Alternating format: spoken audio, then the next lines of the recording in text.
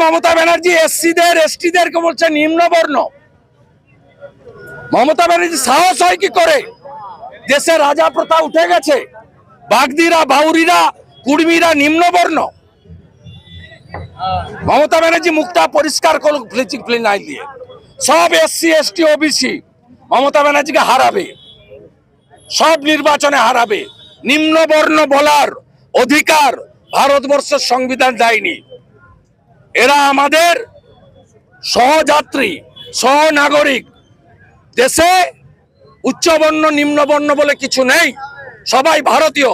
মমতা ব্যানার্জি কায়দা করে মুসলমানদের ভয় দেখায়, বিজেপিকে হিন্দুর পার্টি বলে, আর হিন্দুদের ভাগ করতে চায়। কেউ এসসি, কেউ এসটি, কেউ বাগদি, কেউ বাউরি, কেউ কুর্মী, কেউ জনজাতি। এটা হলো ভোট পলিটিক্স।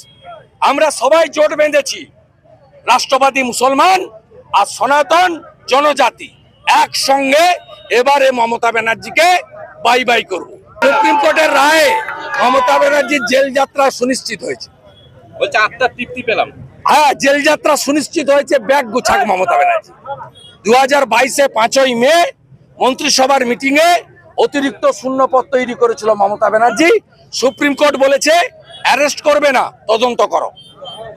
আমরা এটাই চাই, তদন্ত করে মমতা ব্যানার্জির স্বাক্ষরটা সিবিআই যেন জমা করে সুপ্রিম কোর্টে, যে মমতা ব্যানার্জি ওই মিটিং এ চেয়ার করেছিল।